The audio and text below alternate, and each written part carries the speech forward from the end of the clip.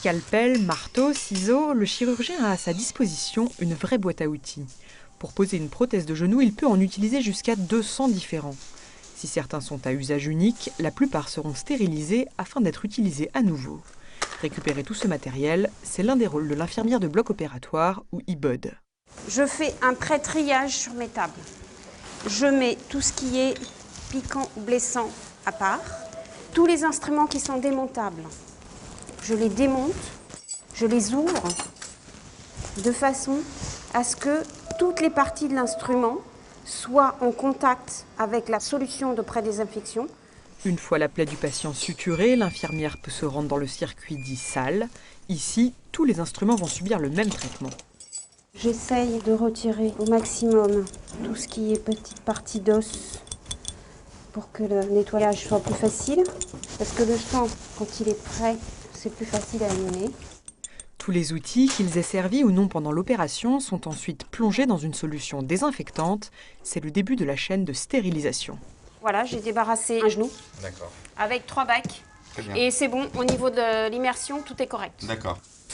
Après 15 minutes de trempage, les paniers d'instruments et leurs conteneurs sont récupérés, puis chaque outil est ensuite rincé méthodiquement à la main. Le matériel a été débarrassé de ses souillures. À l'œil nu, il ne reste plus de résidus de sang, donc le matériel est propre mais pas stérile. Car avant la stérilisation, les étapes sont nombreuses et le protocole très rigoureux. Ok, donc allez, on contrôle la présence. Alors, 12,53, c'est bon. 12,49. 12,49, c'est bon. 13,13. 13,13, je l'ai aussi. Ici, en zone de tri, les agents procèdent à l'inventaire du matériel. Chaque nouvelle étape est validée grâce à un code-barre associé. L'idée, c'est de pouvoir tracer tout le processus de stérilisation. Je me suis identifié avec mon badge. Et donc là, informatiquement, on sait que c'est moi qui, tel jour à telle heure, a réceptionné au niveau du tri telle boîte, qui ont été utilisées sur tel patient.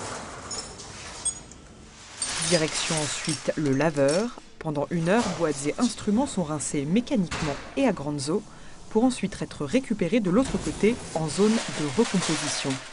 Ici, les outils chirurgicaux sont triés minutieusement par genre et par taille afin de reformer les kits d'opération. La boîte que je suis en train de faire, c'est une boîte de genou. J'ai un listing qui s'affiche et qui me dit tous les instruments que je dois avoir dans cette boîte-là. Comme il y a beaucoup d'instruments dans cette boîte, j'essaye de faire en sorte que ce soit bien rangé pour que là-haut, au bloc, l'IBOD elle puisse prendre l'instrument directement avec facilité. La boîte est ensuite scellée, prête à être envoyée dans le stérilisateur. C'est à ce moment que l'état de stérilité va se faire dans le conteneur, et ceci grâce à un procédé très ingénieux.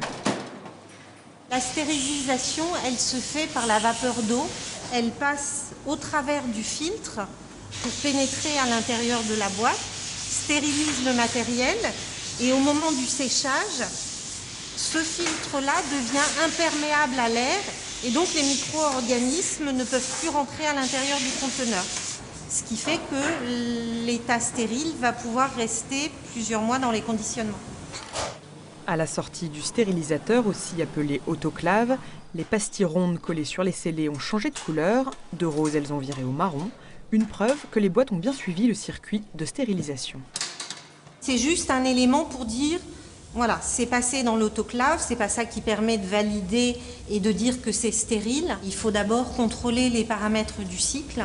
C'est-à-dire contrôler que la stérilisation s'est faite selon les normes françaises, à 134 degrés et pendant au moins 18 minutes. Si le cycle est valide, si les emballages ne sont pas mouillés, on peut dire que le matériel est stérile.